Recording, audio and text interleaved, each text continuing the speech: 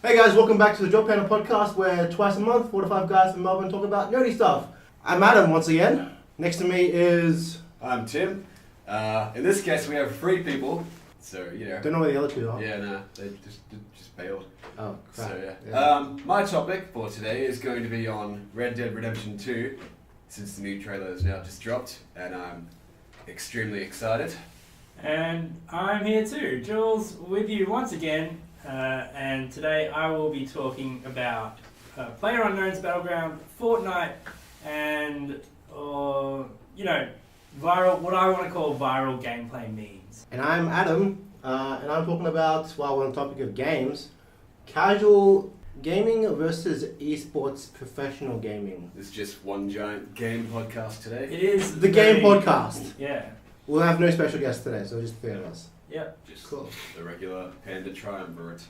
So we're calling ourselves the Panda Triumphants? I like it. Triumphants. Triumvirate. It's not an easy word, is it? No, it's not.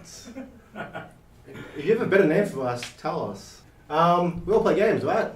Yeah. I hope we do. I don't know why we're here. We are like marking the games tag in various feeds. Are we? We are. We're not entertainment. iTunes calls us a gaming podcast. I marked this down as games, so we're going to be talking about games somehow. That's your fault. That's my fault. Alright. I was playing, so last time, I was talking about a community mod for Halo called El Dorito. I was playing a couple of days ago. And it's a pretty like casual community. And the update to that is 343, who were the developers for Halo 4, and Microsoft, who own the IP for Halo, reached out to the community, and they didn't say take it down as like, cease and desist, you're doing stuff illegally. They were going, you guys are doing good stuff, but please don't use our assets. Yeah. So, have you guys, I haven't had a look into it. But so they're saying that they can't proceed with... So they can't further develop anything else Yeah. from this time onwards. But they haven't shut down servers. They haven't shut down servers, so it's not like, please stop what you're doing now, Right. or else we're gonna like fine you or sue you or whatever. They're like, I don't know how... they support the movement, but not like totally okay with them using the code. So there are a couple of things. It's possible that Microsoft is covering their asses, just making sure that everybody knows that these guys are not them. You know Yeah, what I mean? that's true. And just sending a clear message to the community that this is, it's not officially sanctioned, but they're not going to shut it down. That's actually a pretty good way to go about it. Think about all the other times there've been, say, a fan remake. I feel like it's Half-Life, Black Mesa, how they were working on that for so long, and I think Valve came in and just shut them right down. Yeah. I mean, they've done that with a few other games have done that. I feel like it hasn't been too great a remake. The sort of poster voice for how not to do this is Nintendo. They're terrible. Oh, yeah. They're very, very protective of their assets and their intellectual property. Yeah. Same as Disney, but in a different area, of course. But yeah, Nintendo, you can't even really, for a long time, you couldn't stream. You still can't Nintendo games. You can't make gameplay videos, on walkthroughs, YouTube. Yeah, let's plays. it's really, really. You have to get it difficult. approved before it goes out to public. Yeah. So the thing with Halo though, it got so popular that professional esports players were really into this. Okay. Because we haven't gotten a proper Halo game for PC since Halo 1 Probably, yeah. and Halo 2. I think Halo 2 did. Halo 2. And then every other Halo game was on Xbox exclusively. Yeah. So this version of Halo is built off the Halo 3 assets, so it's pretty much 1, 2, 3 now on PC. We could get competitive Halo. It would be great if 343 came out with a new Halo, but it just seemed like they don't really care about it anymore. Oh, really? Yeah. So have they actually stopped developing it? The fan-made mod? Yeah. Yeah. So they put up on their Reddit page, we can't develop any more bug patches or maps for this. Right. Because Because they're worried that because they've been told. Yeah. This is the end of your development on this. What I want to see though is we've got competitive games, legitimate games on the market, like Fortnite, PUBG, Yep. Hearthstone. Every other game has become an esports game at this point. Yeah. But then you've got this, which is for the community, built for the community, Yeah. for the casual players, but also have reached out to the esports guys. Okay. So that kind of like creates a blurred, in the Venn diagram of things, a blurred line between what's a casual game and what's a esports game. It's interesting to me, the whole esports thing, because it's clear that some games from the outset they're developed to become esports sort of banner games, you know, like your MOBAs especially, like Dota and, you know. So like it's obvious, even just looking at it, that it's something that will become an esports title. Yeah. But this case, like El Dorito, doesn't seem like that was the case. Like didn't seem like it was their objective. Well, originally it's built off the Halo Online game that was in production on the side, which was apparently only released in Russia. Okay. So don't know why that was the case. Okay. So I think back then they, you know, might have had the idea of turning this into an esports game. Okay. And then just dropped it. So it's still, Was if you assume that, then it's still within the same vision. I wasn't really in tune with the whole Halo community. Was Halo for PC ever a esports title? No. Yeah. There were different days back then, early 2000s. When Okay. esports was still not a thing. Oh yeah, I mean that's true. I think it really depends on the type of player as well. Like obviously, like, you know, any player can just play online game just casually, and other people can take it further. Right. And you know, make it all esports, get good enough to actually, you know, enlist in that kind of competitive Get atmosphere. paid to play games. Yeah. And there's this interesting middle ground as well now with Twitch streaming being, you know, somewhat profitable for those who get big audiences, and you can be a professional air quotes gamer, but not necessarily have the skill level that you would require to be a champion esports competitive And actually go player. against actual people. Have you guys heard about? There's actually a new career method where someone can actually pay a gamer to play their game for them. Wait, what? Single player or online, I'm not sure. But yeah, no, there's actually, you can actually pay someone nowadays, a professional, air quote, gamer, to play your game for you. Do they log into your account and use your gamer tag? I don't know the details. Yeah, okay, I see what you're saying. So it would play part into it. It kind of harkens back to gold mining in MMOs, right? Like, so, you know, you go to some fishy Chinese website and give your login details to WoW, and then 2 days later you'll have more gold than you had. Wow. Yeah. Jesus Christ. Yeah, that's a thing that happened. So, but this seems like, I guess, you know, if you want, I don't know what sort of currencies there are. Like in Fortnite, I guess battle points or whatever they are. You can get someone else to do that for you and just pay them. Is that what you're talking about? Yeah. I haven't really gone over the details. For all I know, it's in-game currency or actual currency. Like, could you imagine you get to the point where, you know, you're playing at a competitive level and you're just outsourcing your name to someone else? Yeah. You reach top level, you actually end up going to an event and you die in like 2 seconds because you're just so shit. I don't think never actually play the game. I don't think you could, because it wouldn't. You wouldn't be paying for ranks, but maybe you are. That's Exactly. really weird. Yeah. They're right. It's interesting. Yeah. So maybe you can pay someone to play League What's of Legends the for you. So what's the point then at that point? Because then you're playing against people who are at a higher skill level than you are.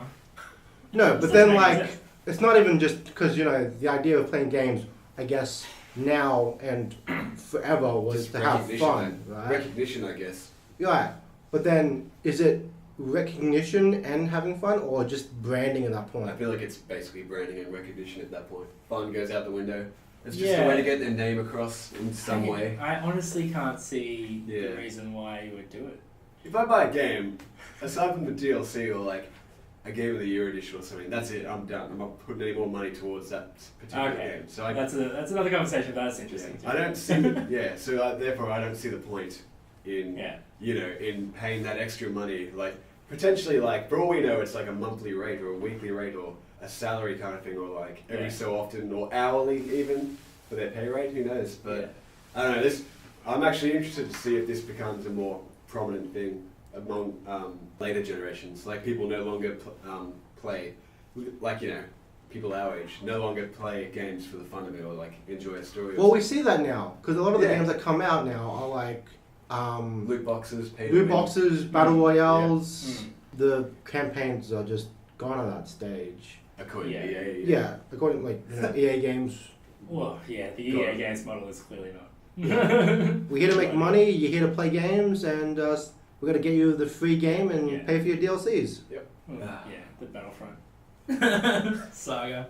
But I think like it's interesting because like one thing that I might say, you know, if you, I'm still trying to get my head around this idea of paying someone to Yeah. play the game for you so that you get like, because the only way I can see this working, being profitable or being useful for the gamer is maybe, and I think this is not the common use case, but if you're a Twitch streamer but you're not very good at games, but you want people to think that you are, so Yeah. you will be streaming someone else playing the game under your name so that you can provide commentary Just for narrate, it. yeah. Basically just narrate. Then you're just an entertainer.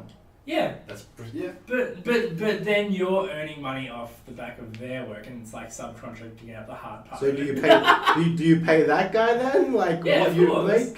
Or Well, just no, a you fraction? They get a fraction. They get Yeah. a cut of the profits, maybe, or like they get their whatever they've agreed to as their standard rate per hour, whereas you're just the entertainer providing commentary. I But would that's a really, I don't think that would be No, commonplace. it's so weird. I wouldn't be surprised if The this things people extended- do to become professional gamers. Yeah. Yeah. No, actually, I wouldn't be surprised if it's extended into single player.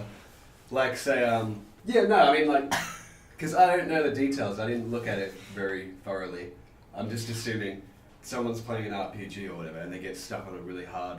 And Yeah. they pay someone to go over Yeah. and just grind and level up and It get does- all the good shit, and then they can just show up and it'll be, you know. Well, nothing. so then you do bring up an interesting point. So like in the case of something like an MMO where there are like event battles or dungeons, like you have to grind up in certain ways to be able to participate meaningfully in these sort of activities, and that's the fun part of the game.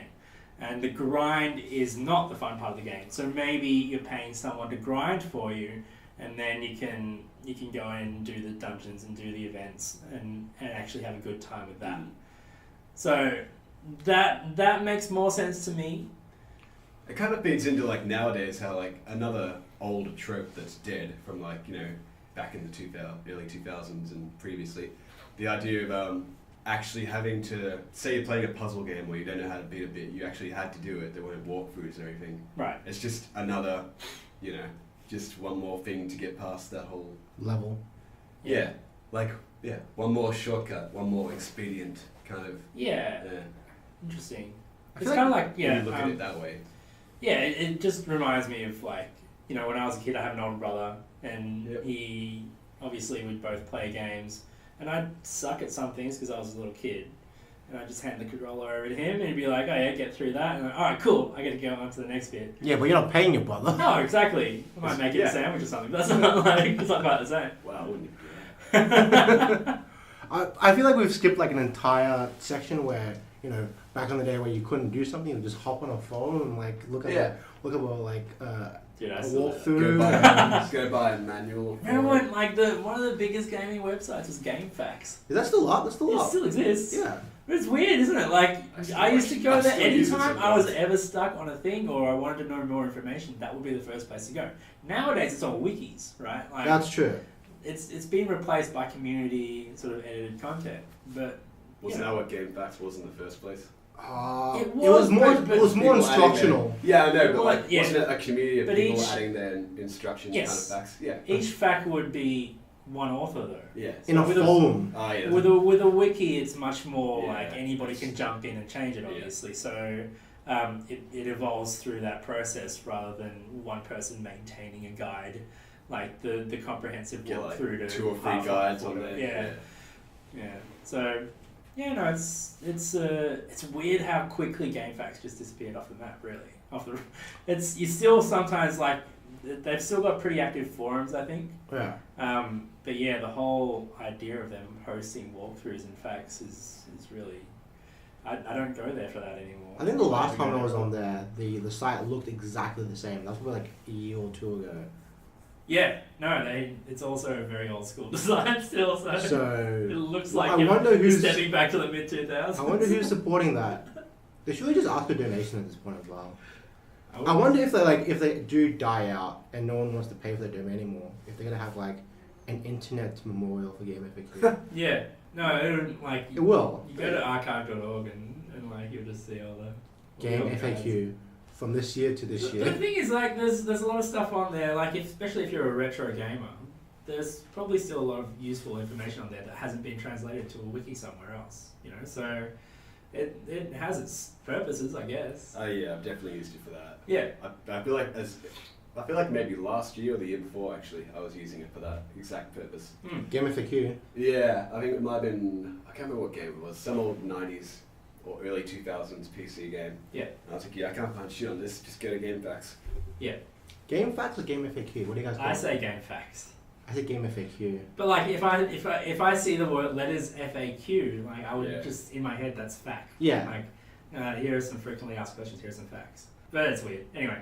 We want professional gaming. Do you guys know that Australia has their own eSports team? What? Just putting it out there. Like a national team. Like Essendon, the AFL What? has their own What? eSports team. No. You can fact check that if you want. What are you talking about? Don't tell me they're playing like footy online or soccer. What do you mean? The minute I heard that, I heard. So I heard he's coaching a bunch of guys on computers now. What is this? But that's a bit weird. It's come to that point where, you know, big organizations. It's going to be VR next, I guarantee. Well, when you look at the prize pools that are coming out for these things, it's massive. Like, it's huge. Like, why wouldn't you have a team? Yeah. If you have the resources to put together a If team. North Korea can have their own Olympics, then Australia can have their own goddamn esports competitions. Well, the Korea thing is going to change soon, but that's another political thing altogether. Yeah, let's not go We there. add politics into our topic. We don't talk about politics here, guys. So I'm still like, what do you mean by we've got a... The AFL has funding into esports. Okay, so for those of you who are listening from Italy, the AFL is the Australian Football League. We play our own different brand of football. Football with an oval ball. But so what Adam here is saying is that they have invested in esports, which just blows my mind. Like of all the associations to try and do this, yep. Why would it be an actual sports club, like an actual sports organization? Here's an important question: is esports sport? In a way. I think it meets a lot of the requirements of sport. Yeah. I think you could argue about physical activity being a requirement for sport. At least on your fingers and hands and stuff. Apparently, it helps with. I've actually heard it helps with hand-eye coordination. Absolutely. Dexterity, your perception, all that kind of stuff. I don't think any of us would deny that. They use it in schools for like mentally disabled children. Because I know that in Australia, La Trobe University, I believe, has just constructed an entire esports room. Yeah. Which is still the universities amazing. here are starting to get on board. Yeah. Definitely. So I'm not that surprised. It's the one that really surprised me is the AFL.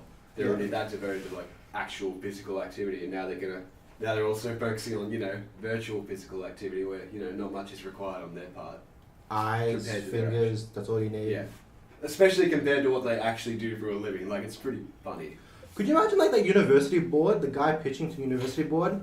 We need a new project to kickstart new technology. What do you have in mind? Esports. But it's not about that. It's the same reason why La Trobe University would have like a soccer team or their own football team. It's about being able to compete with other universities for prestige.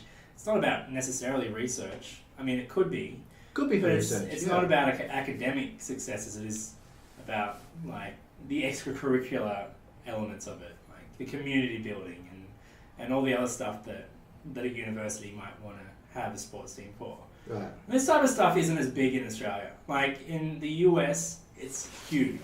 Their entire universities, whose only focus is the sports teams, really. So in Australia, sports is pretty damn big here. As it well. is, but not the university No. sort of. Not like America with football and. Because football in America, you'll go to a college game and it will be as big as, if not bigger than, like the NFL games. Yes. We're getting there. It's huge. Hopefully. But yeah, it'll be an interesting time if eSports gets that level of recognition and prestige. Like the prize pools are there, as I mentioned. Like there's a lot of money to be made. Because I know that a lot of the American TV stations that cover sports like dedicatedly Right. cover ESPN. esports as well. Yeah, like ESPN. Yeah. ESPN has a segment just on esports now. Yeah. And I was watching one about, I can't remember what it was about, but all I saw was a guy with a stick pointing at like the game map, like a weatherman. Wow. I'm like, this guy was doing this, and he was doing this, and then you see here this guy was doing this. What am I watching? But I mean, esports commentary is its own. It was a guy in a suit as well. It's very much like the old media not understanding the new media. They're just trying to transition it into their Into their standards existing. just awkwardly as hell. It just doesn't fit. While we're on the topic of while we're talking about like entertainers and media, news broke out a couple of days ago about a really popular YouTube game streamer, Turtle Biscuit. Yeah, TV. What's he done? He's semi-retired Oh, really? because his cancer's come back, Oh, that's sad. and he's No idea who this is. he's not in good shape.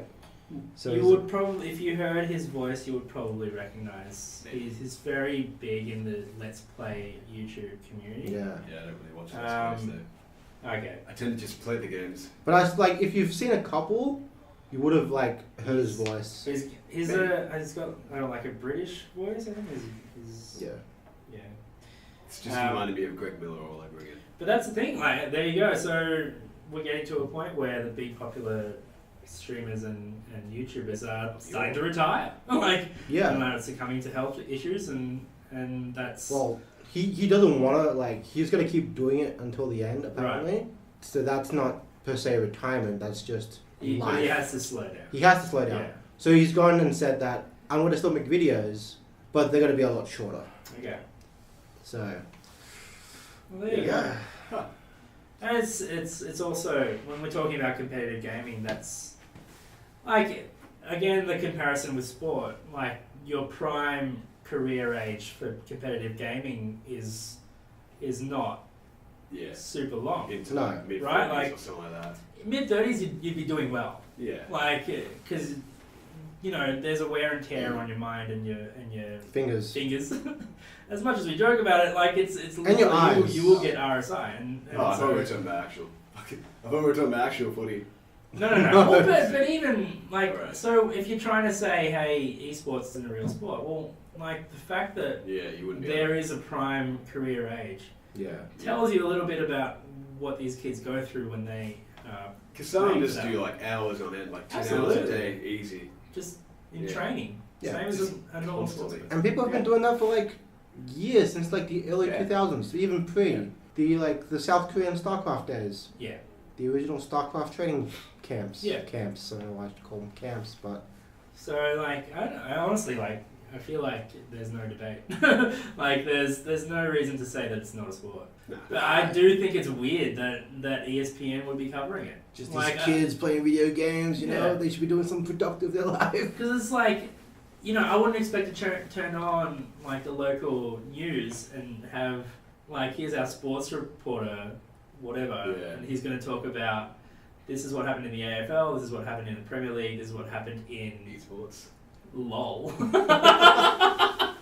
I'd expect it in That's weird, right? Like that doesn't seem right. No, it doesn't. It doesn't. A lot of people are going to go like, what the fuck Yeah. is this? I'd say But like then it's, they'll have their special reports on what is the big competition, like Intercontinental? Am I making that up? I feel like you're Probably. But The like soup? if there's a big massive Hearthstone, for example, Yeah. League game or A Dota game. a Dota game, yeah, and like there's millions of dollars in prizes, then yeah, there's this special report. Here's what happened today in the world of sports entertainment, like eSports or whatever. But it's not like it'd be like seeing wrestling come up on the regular news. Do you know, like Monday Night Raw this week? So It's a bit more Yeah. integrated. Like traditional sports is definitely much more integrated yeah, into mainstream news. yeah. Gaming generally only makes it when it's friggin' a mass shooting and they started Yeah, the I media mean, started blaming that's the game. another Like topic as the well. other day, I was on Facebook and 7 News covered a story where there were these software engineers in China making programs for PUBG where Right. they augment your scope and your accuracy. Oh. And the guys in China were selling the program to other players. Wow. So they were getting fined and I think getting arrested in China. So, it's come to that level where we have the underground gaming community. The black market The of black game. gaming programs. Yeah. Well, that's like, I mean, that's like steroids in any other sport. That's the competitive advantage you get from paying a dodgy dealer something to give you. Hey man, do you got that program? I want that program, man. You got them hacks? Jesus. I got sweet hacks. Jesus. I got fresh hacks. Straight off the line. Jeez. No, I mean, there's Clearly we don't thing play is- enough games. the thing is, like, there's that much money to be made that it's worth getting into some sort of shady business in order to, get an advantage. I know that you two haven't watched Ready Player One yet. No. Because I watched it last week when everyone's watching Avengers. I thought we weren't gonna mention Avengers today. Coincidentally, the cinema was still full for Ready Player One. Even though there were only like 2 sessions up in my local theatre. That's probably why. Society's going to come to the age where gamers and games and awards are going to dictate what companies do.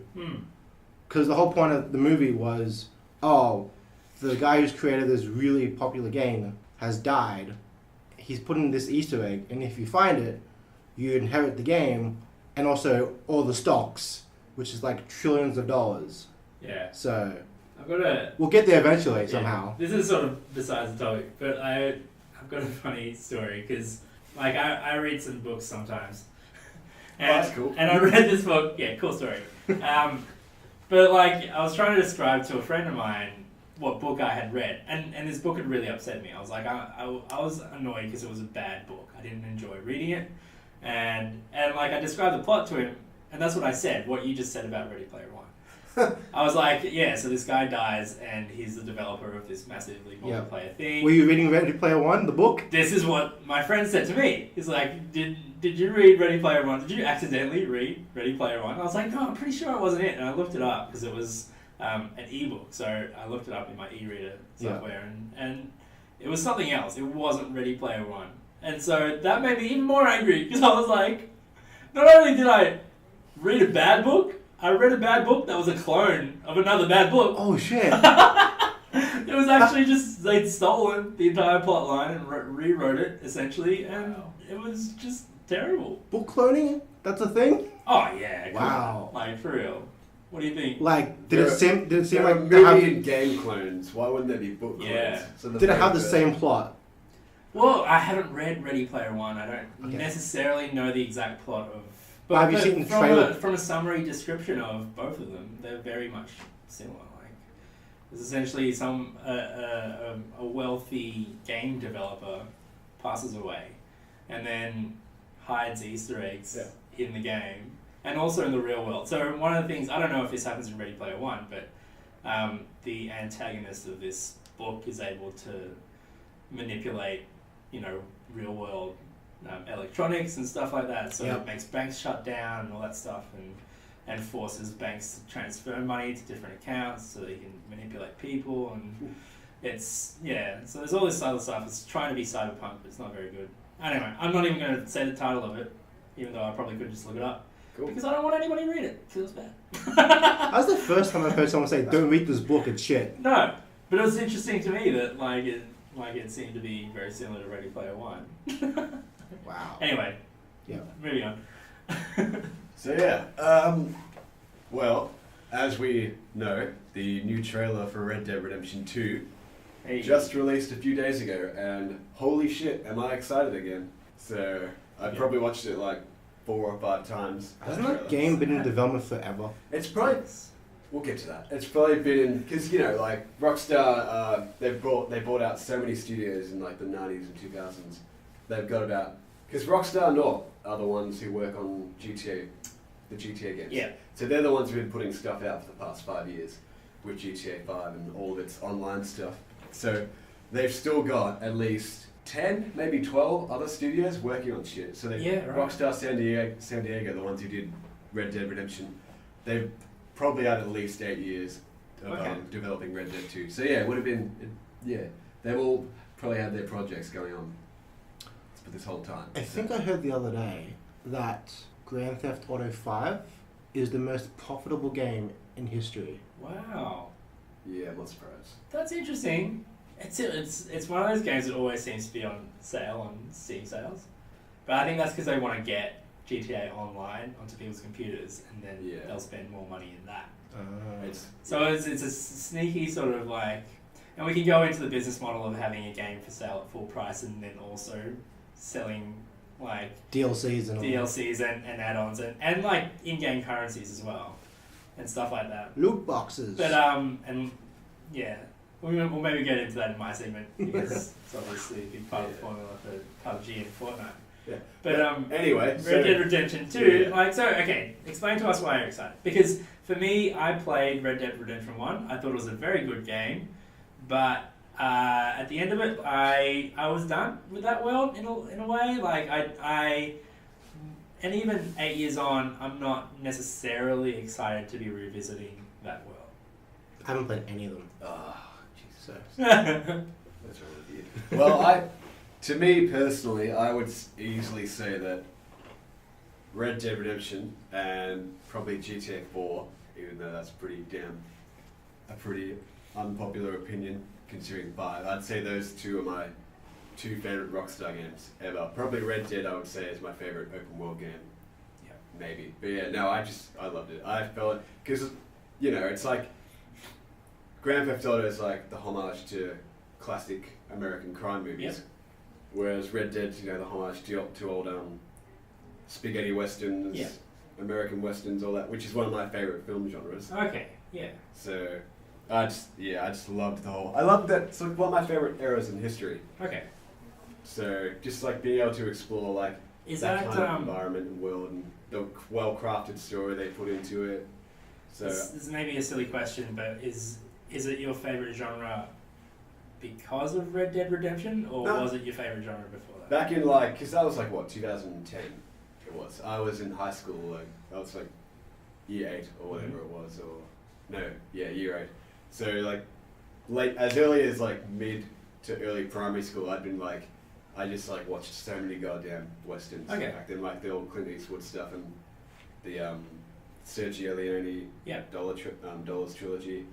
So yeah, like as soon as like even like before Red Dead, back when like Call of Juarez was happening and all that stuff, I was like, wow, okay, yeah, there is such an underdeveloped kind of like Western genre in gaming. Like I could probably count like 4 or 5 Western games. It is interesting. So I'm jumping ahead a little bit into my area that I'll be talking about. But it's interesting that Red Dead Redemption didn't really seem to generate a lot of other games that went that dipped into that well. Do you know what I mean? Would. It feels like people probably thought it would, because remember when it came out, all the acclaim it was getting. Yeah. It probably felt like, to me, it kind of felt like it was just so good that people just didn't really seem to bother.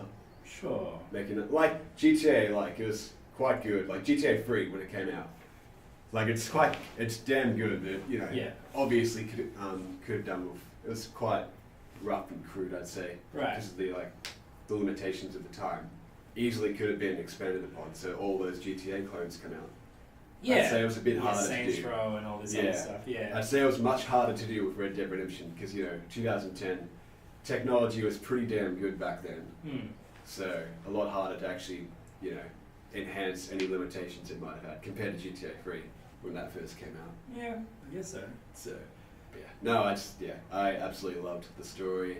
Was so enveloped with it. Like when it ended, I got a bit depressed. I was like, oh, okay. Right. Oh, guess Yeah. I'll have to wait for Undead Nightmare, and then that happened. And yeah, no. So I'm kind of getting Last of Us and God of War hype with Red Dead because Okay. when those I've talked about it before. Like when Last of Us and God of War was happening, I didn't really care up until about a week or two before it got released, Yeah. and it was like, holy shit, I can't wait. Okay. So Is Last of Us 2 out? no. No, I'm it's was saying gonna I've got that. With, I was gonna say. I've got that with Red Dead 2 now, except it's a lot earlier. As soon as when it got announced, I was like, oh, awesome. I mean, we've got to wait 2 years, but awesome. So Yeah. yeah, and then this new trailer came out. More details have come around, so Yeah. I've gotten even more excited. When's it out? October. Yeah, October 26th so far, unless it gets delayed. Pretty significant weight. Ugh. You're gonna carry that hype with you the entire time. I did it with Fallout 4. I can do it with this. So, but Yeah. I mean, I'll play. I'll definitely get it. I just like it's not a franchise that I am particularly attached to, and it's interesting to have a perspective from someone who really is really into it. Yeah. Yeah. Yeah. It's like But me the with- here's the thing, though. Again, with Rockstar, sort of, and I've mentioned this briefly before.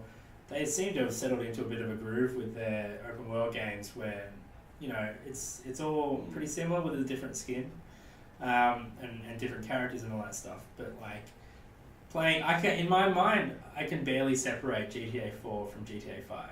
really? Do you know what I mean? Like, I have to really think about it to think, Yeah. oh yeah, GTA 5 was the one with the different characters that you could switch between, and GTA 4 was that Slavic guy. How long's it been since you played both of them though? Probably last year Both of for them. GTA 5 and a little longer for... 2008 for 4. Yeah, probably. Damn. GTA 5 came out last year, right? What? No. GTA Last 5 year or is two years half ago? a decade old. Yeah. GTA 5? Yeah. It's 5 years old. I didn't play it until last year, I don't think. I played it when it, yeah. Wait, was it I didn't online play that when came out last year? Maybe. No, online was online's there. been Out for a while. It was delayed. It was a couple months after the release. Well, of it's GTA been- 5. yeah. But Okay. No, that's fucking hell. I can't imagine that. No, I It's so- see, this is the The thing. leap is just so Distinct. phenomenal with Distinct for 4 you, and yeah. 5. I understand that. But no. But to me, like, see, I I can guess get it. maybe for me, for games, It'd be like what's new it- Assassin's Creed. yeah, but more so, what's important with a game for me isn't necessarily what happens in it, the story or anything like that. It's more so how I feel playing it. Do you know what I mean? Or like, Yeah. or like the action Definitely. that I'm able to. So do you to feel like participate. you're playing the same game all over again? Yes, exactly what I'm That's saying. fair. And like Red Dead Redemption to me is distinct for me because it's got the certain bullet time mechanics and things like that make it different enough. That's to another thing. GTA for That's me. another thing I would say because of its setting. Yeah. The The- systemic kind of gameplay was a lot more Yeah. unique compared to what we get from like, say, an open world. Every open world game that's set in the modern day, you get like someone getting randomly attacked by panthers or Yeah. something like that, or like a campfire kind of situation. Like if you were playing like GTA or say Watch Dogs or like Right. one of those ones, you wouldn't like walk into a bunch of random homeless people just sitting by a campfire going, "Come on, sit down." Yeah. Or at least not. No, that absolutely. It's definitely one of the more interesting Yeah. of the genre for that reason. Because there's And because not many and Western they games. and they actually did a really good job of taking advantage of the capabilities of that setting, and the Yeah. opportunities that arise. But like some of my most memorable experiences of Red Dead Redemption are like sitting down and playing a poker game for like hours, Yeah. and like the sun going up and down. What? And like actually just taking ages with that. I broke poker in that game. Every single time I play poker, I go right. I bet all my money all in. And everyone shits themselves and folds. That's how it works. You can break the computers. Well, yeah, so easily. it's not a very sophisticated simulation of poker. I'm waiting. They I'm don't have good AI. hoping I can still do that, but I feel like they've had 8 They years. may have figured So, it out. But no, I mean, the reason I'm like, I think another reason why I'm so excited about the story of Red Dead, even though it's a prequel, we know John Marston leaves the gang. It probably happens during. We already know about the massacre of Blackwater, which Right. is. I'm pretty sure it's set just after that. So we already know. So we know who dies. Yeah. I mean, like we know a lot of the characters die. We know like about Dutch and like all the other people, but like Spoilers. oh, you got 8 years to Yeah. Yeah. Anyway, I've also had 8 years to play Batman Arkham City. I still haven't finished that yet. that's another topic for another day. I'm really disappointed in you, but A lot of people are. yeah, but yeah, because when I remember when Red Dead right before it came out, I'm like, God, I wonder how it's gonna start. Are they gonna do like a flashback, and are we gonna see him in the gang? And like throughout playing Red Dead Redemption, he's always talking about his times in the gang. Yeah. Like getting shot on the train and stuff like that, and it's always like you always hear about it, you never get to see it. So that's another reason why I'm so excited. You get to see those events that they vaguely talk about actually, So take you place. get to participate in the mythology that's... Yeah, it's like a horror prequel. It's like how this happens to this character, how this is all set up. Yeah. Interesting. So, but yeah, no, Dylan, my brother, who is not here with us today, was talking to me. He was because we'd both been a bit kind of let down, kind of a bit disappointed by the whole. Do you remember like up until GTA 5, the studios would all kind of be in rotation. We'd get a yearly release from Rockstar from one studio. Like it was straight up like aside from like 2008, 2009, we had GTA 4 and its DLC from Rockstar North, and they went up to work on 5, and then it was LA Noire 2011, 2012 Max Payne 3. Yeah, 2010 was Red Dead. So like we've both been thinking, because they've spent all this time just Rockstar North releasing the DLC for GTA 5. What if they've actually been all their studios, like they're not going to sit on their ass and do nothing while one of the other studios out of 11 of them or whichever goes and releases stuff. They've all got their projects going, like Bully 2, Agent. Bully 2. Oh god, that's long overdue. Yeah, like we're thinking as soon as Red Dead 2 gets released, it's probably going to open. Like they should work on online, but it'll open up back for the yearly roster to start up. Like they've had all that time to develop games, like Rockstar, Toronto, Rockstar, all the other ones. They just start releasing all their yearly. So you're expecting a lot. Yeah, I'm hoping for that. Yeah, because it wouldn't make sense. Yeah, when no new Rockstar game came out in 2014, I was like, where the fuck is it? What? Yeah. So yeah. It's interesting, like when something is that consistent and then there's a break in the schedule. Because it was so consistent. It was so consistent for however many years. It'd be a game every year or two from different studios. It's not like I'll bring it back to Ubisoft. Like I don't know how many studios they have. I'm not sure they have as many as. Do they have like 2 or 3 studios? They've got at least 2. Or like Treyarch and the developers of COD. Yeah. Like they've got a studio who work on a game like the next installment for 2 or 3 years, and they bring their thing out. Like with Rockstar, it's like they've got so many studios like that. They can afford to do a yearly release date, and yet they've still got at least a good 5 years of development that I know of. All right. So moving on to my topic for today, I did want to bring up, which we already have started talking about earlier, PLAYERUNKNOWN'S, Battlegrounds, and Fortnite. And what I find interesting about this story, we all know what I'm talking about when I say PUBG and Fortnite. Battle Royale games. Sorry? Battle Royale games, yes. So, like, there's a little bit of controversy, I guess, for some people with the whole way Fortnite Battle Royale got developed. I don't know if you guys know the full story, but to recap, Fortnite initially came out as sort of like a tower defense game in 3D called, and now, and it was also like a $30 game from Epic. So you could play a single player campaign, or it was cooperative. So obviously they had the net code, and then PLAYERUNKNOWN'S Battlegrounds came out and basically defined its own genre. Which is the Battle Royale genre. So just a summary of that would be like it's a big map, lots of players with a constricting play space. And you start with nothing and you loot stuff as you go along so that you become more prepared as you go along. Think Hunger Games.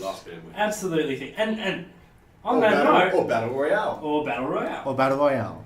It is interesting to me that it took that long after the Hunger Games was a big popular thing for someone to develop a game like this. But moving on, so about a month or two after PLAYERUNKNOWN'S Battlegrounds was a huge hit, Epic changes the main Fortnite game, or the initial release of Fortnite. Now that's got like a subtitle called Survive the Night or something like that, or Survive the Storm. And they then release Fortnite Battle Royale.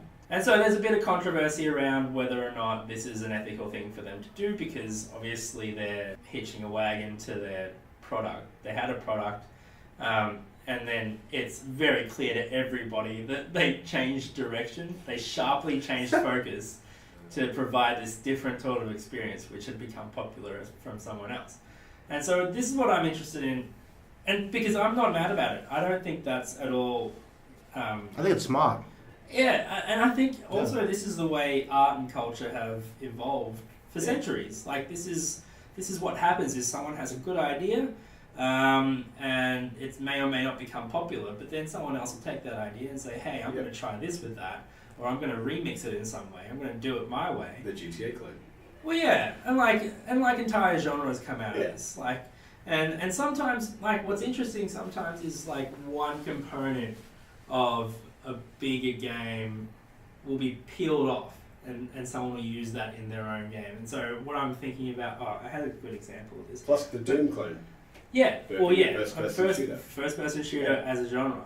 And so like with what we're seeing is the rise of a whole new genre, which is the Battle Royale. But yeah, or like, and sometimes it's thematic, right? And sometimes it's like, so we had a big wave of zombie games after COD. Probably, COD zombies, and that's Walking that's Dead, one that's Daisy. really interesting to me as well, the COD example, because obviously COD is not a zombie game, No. but they add a zombie mode in, and even Red Dead Redemption added a zombie DLC in, which was odd. You played it, didn't you? I never did. Oh, No. play it! Fucking hell! Oh, it's awesome. Okay, well, there you go. So. I just want to have a conversation about what other examples can you guys think of. One of my favorites is Max Payne's Bullet Time, like which is something with beer and it was in Fear. Yeah. It was in a few other A things. few other games I use can't bullet remember. time really effectively, Even Red Dead. Yeah. Doesn't count. But what's interesting about Fortnite is that Fortnite has exploded in popularity, and like PUBG was huge. Yeah. Fortnite somehow is even bigger. Because I remember I couldn't I kept hearing about PUBG. I'm like, oh, okay, yeah, all right. I made up my mind at that point that I wasn't really into the whole battle royale. Because like I'm more single player. Like I don't even have PlayStation Plus yet. Yeah. I'm not even gonna get it until Last of Us. The thing with like battle royales is once you're dead, you're just a spectator for the Pretty whole game. much, yeah. And you just gotta watch, and I don't know. It just doesn't appeal to me. Okay. I'm like, okay, cool. And then suddenly, it was Fortnite just creeping up more and more and more in popularity, and suddenly it's just like, oh yeah, PUBG was a thing. But you know Fortnite is a big thing because it gets talked about in the news, and like popular celebrities like Drake played around on Twitch. They even just Like, they it's chucked crazy. it. They chucked it into the to the video game Barnes. Yeah. Stories. Yeah. After the So that's the thing, 'cause- Florida shooting. So the thing with Fortnite is that because Fortnite has a different design Yeah. element to it than PUBG. PUBG is Yeah, like, the aesthetic is it's much more more cartoony, More yeah. accessible, yeah. And that there's appeals no to more. blood. It appeals to more kids. Yeah. And it's a free to play game. It's a free to play game, so you got like Yep. 7-year-old kids who are playing Yeah. this game, who are it's clearly a violent game. Oh, kids shouldn't be playing games. It's violence.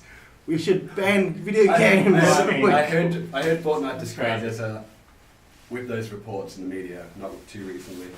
It was Fortnite, a very violent game where 60 Minutes did an article on that. where you where you shoot your friends with shotguns and kill them with chainsaws, and I'm like, have you guys seen it? Did you I wonder what pictures they used for that. Yeah. Like they just got But a whole it's- bunch of they got like Doom 4 or They something. could have, It's yeah, like that's completely very separate. silly. But like the other thing about Fortnite is that there's no voice chat in it. Is it really? Yeah, so Wow. like even if you're on a team with someone, you can't have voice chat with them. It's only got emotes. What about messaging over? I don't think there's any text messaging. Really? So if That's you're worried about so damn accessible. your kids getting in contact with filthy, disgusting human beings who will just swear, There's no way it doesn't happen. total Can't happen. compulsion. Wow, holy shit. So this is one game that I would be perfectly fine with any kid playing. But I do want to address something that you said earlier, Tim, about, like yourself, I'm also more of a single player gamer, and I don't necessarily like to interact with people online.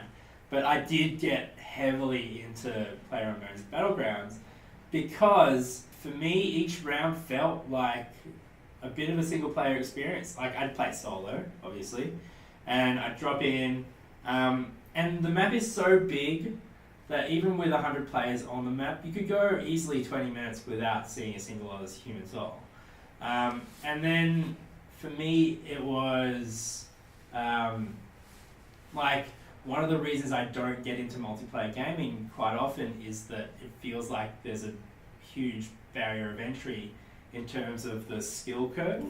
So I'll get in there and I'll get destroyed by someone, and then they'll trash talk me, and then I won't want to play a game ever again. And then you got to that happens to me in a lot of really interesting seeming games. Like there are just assholes out there. Those 10-year-old kids who have nothing better to do. Really, really, really, truly. Anyway, but with PUBG, I got to a point where my skill level didn't seem to matter. And like I did get a few really good headshots and stuff, but mostly I found that by playing smart and understanding what people would do and sort of thinking through the situation that I was in these games. yeah, it was. I really felt like I got to a stage, and I won a few chicken dinners because of smart plays. And I was like, this is really, if ever a multiplayer game, a multiplayer shooter was for me, it's this one.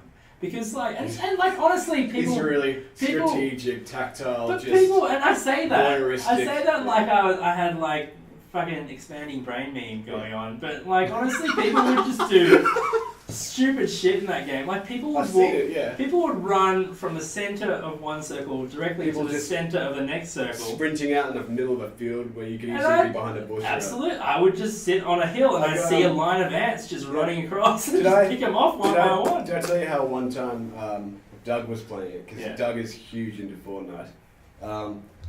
He had a funny little tactic where he would set up a tower, a huge, because you know how like pretty much. From what I've seen of it lately, it's like if you want to find people, you just look out in the field and see everyone's friggin' wooden towers.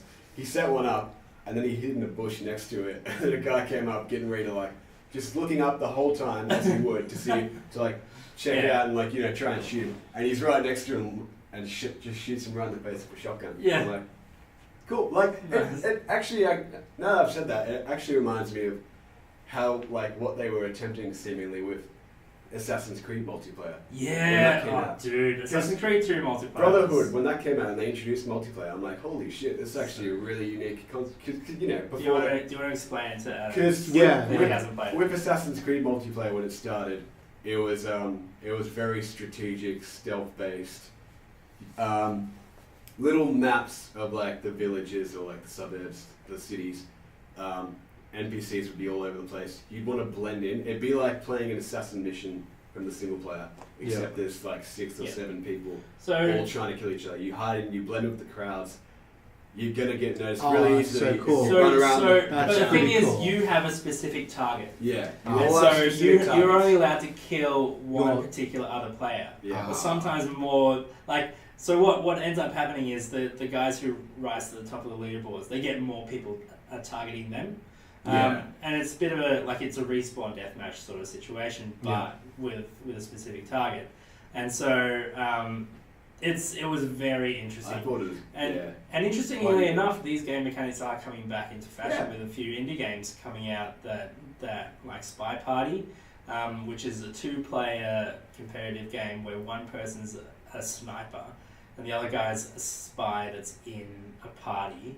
And so, like, you're interacting with NPCs, and the spy has missions, and basically the sniper's looking from the outside trying to figure out which of these characters is the spy, so they get one bullet to shoot the spy.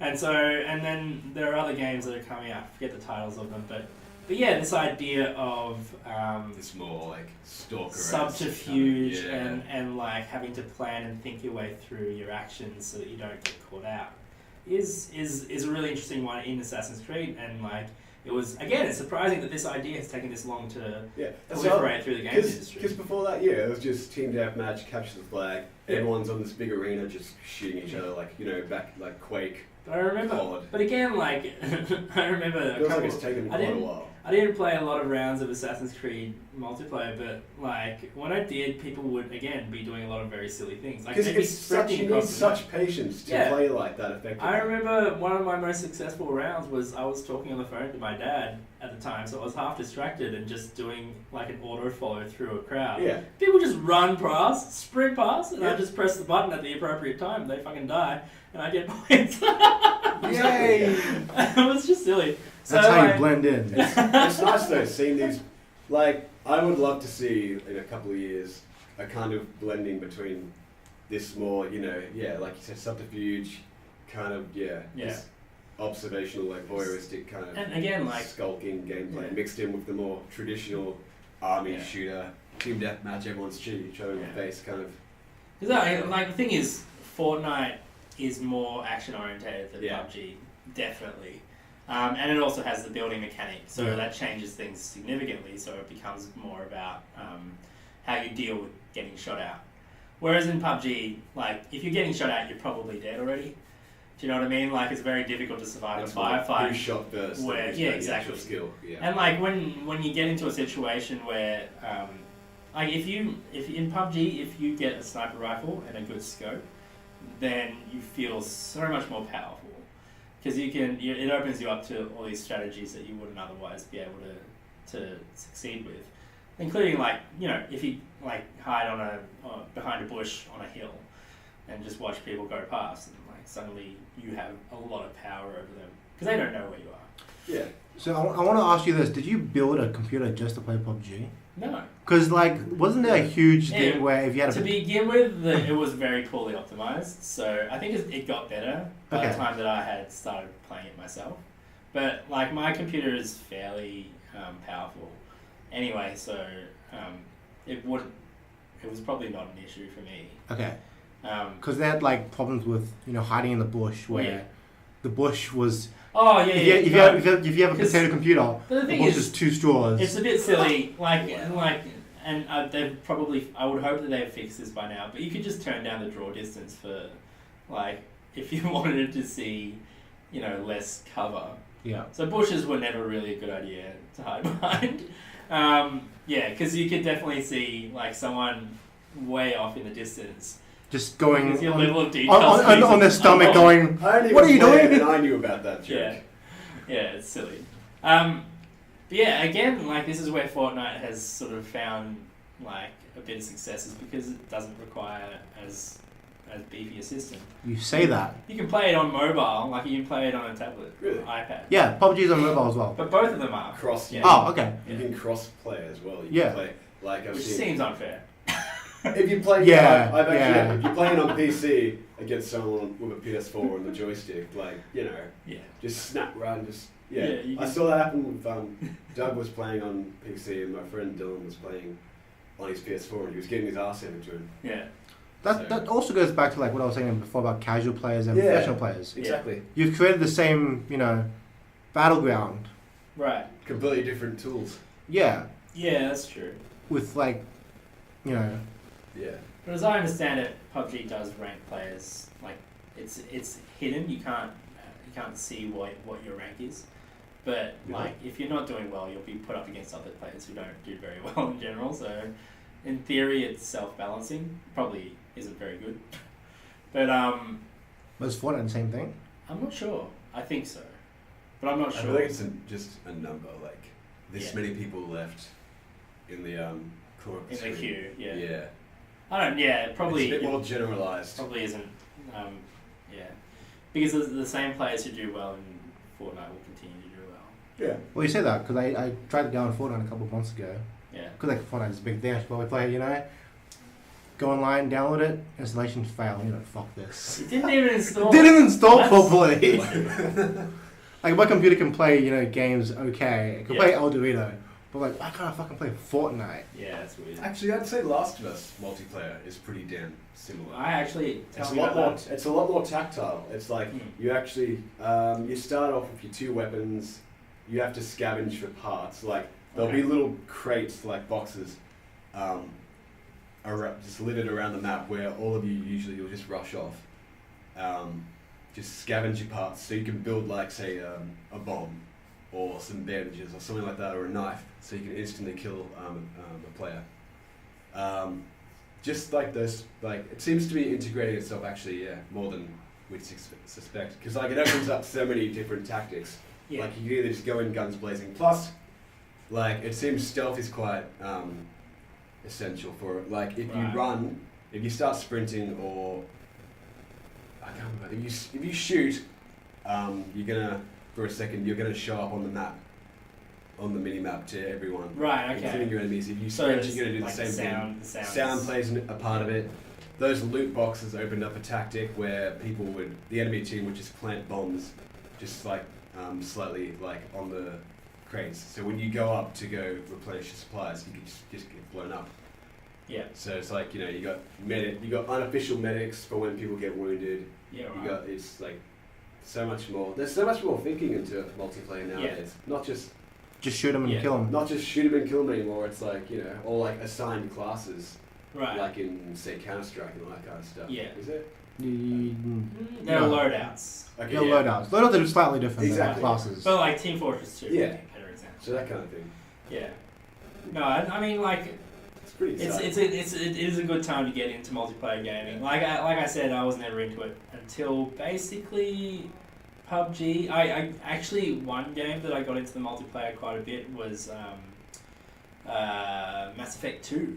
Really? Because it was bad multiplayer. It was cooperative multiplayer against waves of enemies that were like horde mode. Like it was horde mode, yeah, essentially. But I found that really, really fun. Horde mode is always great. Yeah. I played the shit out of that in the Gears trilogy. So. But yeah, and you say that, but the interesting thing is that's the original Fortnite. The original Fortnite was essentially a horde mode, like with a bit of building. And then it never took off. Like critics didn't necessarily pan it, but didn't think that it had much to offer. Yeah. And then like they released the Battle Royale mode, and then it exploded. So was like, because I only know Fortnite as the Battle Royale mode. Yeah. Were they like promoting themselves at PAX and E3 and all that? I believe so. Yeah. With the old business model. But it wasn't. There wasn't a lot of hype around it. Honestly, like the first time I heard about it was when a YouTuber started put some content up and said, "This is what this game is." Yeah. And I was like, "That looks silly." Wasn't really interested in it. But yeah, I mean, like, it took another game to design a game mode. Look, and for all we know, we can give them a little bit of the benefit of the doubt if we want and say that maybe they had planned a Battle Royale mode to begin with. Yeah. I don't think that's true. No. This kind of reminds me of Team Fortress 1 and 2 actually. Yeah. How what was the first Team Fortress? It was like a Quake mod, wasn't it? Or Counter-Strike? I think it was a Quake mode. It was either Quake or Counter. It wasn't Counter-Strike. Okay. It must have been a Quake mode. Yeah, I think it was actually. Very generic, run-of-the-mill, and then suddenly the second one, they just go off in a completely different direction, cartoonified. Yeah, but that's like... Make it more accessible. It was its own game back then. Yeah, exactly. Yeah. Like, Dota used to be a mod for Warcraft 3. Yeah, exactly. So... DayZ was a mod for Armor. Yeah. Yeah. But this is what I'm saying, is like, usually these good ideas come from really small teams or modders, even, and then they explode into entire genres. Yeah. Like Dota was just a mod, and then now the whole battle arena thing is a massive genre in its own right. So it's just interesting to me how these sort of different mixes of different ideas come together, and because like part of the success of Fortnite also is the building element, which is something another idea that's pulled out of other games, They're obviously not the first game to have building in a 3D environment, and even like Minecraft wasn't necessarily the first to have crafting in it. But really made a success out of that. So Minecraft is its own excess. sorry, Minecraft is its own success. it did. Excess. Excess. It's an educational tool now for some reason. It is. Wow. But I mean, it's like, why not? That's true. Yeah. That's true. But and the interesting thing about this again, just I don't want to belabor the point, but like Minecraft itself spawned a lot of clones and copycats and other things that use similar sort of ideas, but none of them were ever as successful as Minecraft. Whereas with Fortnite's way bigger than PUBG. Like, they've taken the idea and really exploded it. Yeah. And PUBG got massive as well. And one of the things is, like, it's you can point the finger at the developers of PUBG because they don't update very frequently, and the updates seem to be a bit small compared to what Fortnite provides. Like, Fortnite will have a new skin every week, and and new emotes every week, and like just all this content that the kids that are playing it really want. Whereas PUBG, like they'll have an announcement of a map maybe every 2 or 3 months. And that's just such a slow. It seems like it's such a slow development cycle that people lose interest very quickly. It is pretty funny how that stuff works. It's like say the death of the adventure game back in the late 90s, Yeah, yeah. LucasArts, and then suddenly Walking Dead season 1 comes out by Telltale, and Yeah. there's all these other imitators as well. Like even as far down to like stealing aspects of it, like stealing the timed speech, Yeah. the 4 dialogue choice, like Fallout. And Mass again, Effect. Walking Dead was not the first Telltale game either. Like, Telltale have been making games for ages. They That did was the another first one. Monkey Island game back before, Yeah. I think. Yeah. They did a. Did a whole bunch of shit. I know they did a Homestar Runner adventure. I don't know if What? either of you guys know what a Homestar No. Runner is. Look it up. It's funny. It's very early 2000s humor, but it's funny. Another clone. I'm not sure this is a clone or just happened to be a coincidence. Overwatch was announced Right. before, after Bloodborne. Battleborn. Sorry, Battleborn. is so Battleborn. completely different. Bloodborne is And really also- that is Yeah. completely different. Now I'm thinking about Bloodborne. Yeah. We're just in going- the Overwatch Battleborn. world. Talking about so many of my favorite games today. Yeah, because Battleborn was in Yeah. production for years. It was a Yeah. really big thing. It's Blizzard comes out with we got this new game coming out. Yeah. We call it Overwatch. And I mean, like, Blizzard has Yeah, some of it the was best Blizzard. character designs, Blizzard things will, in- That Yeah. pixel quality. Yeah. So, holy crap. That's But I mean, so what do you think, what was the innovation that Overwatch brought to the table? I don't know. probably just Blizzard's name recognition, really. Well, yeah, that's Because the thing with Battleborn, they had a campaign they had a story in the game, Yeah. while the story of Overwatch is outside the game. Yeah. That's probably another reason why. So I have to It's- admit, It's online, people don't play it generally at all, really, for the story. It's yeah. Just to But they keep do- it there. but- to keep it there, but leave it again, in the background as far As I was possible. saying, their character designs are impeccable, really, really good, and people want to know what these characters are about. Yeah. They've got all these interesting details and features to them. I think it's more that and they're it's fun there. to see it explained. Yeah, I'd say it's more because they're there, but it's not in your face. You can get as much of the detail as you want if you decide to go that way, which is a probably preferable option for people who play online multiplayer games. All right. So, We just wrap it up today, guys. Yeah. all right. Good session. Thanks for listening. And you can catch us on YouTube, Facebook, Facebook, Anchor, iTunes. iTunes, Everywhere. anywhere you Pocket find Podcast. your podcasts. Radio FM apparently now. Turn on your phone and we will be there. Yeah, Yeah. we probably won't. I mean- listeners. Not yet. hopefully next week we'll talk about Avengers. When I Global finally warming. see it. Yeah, so your preview for next week may be an Avengers spoiler. Yeah. guys. A Next- month after the movie came out. Next 2 weeks, I should say. Fair enough. Alright, thanks guys, bye! See you.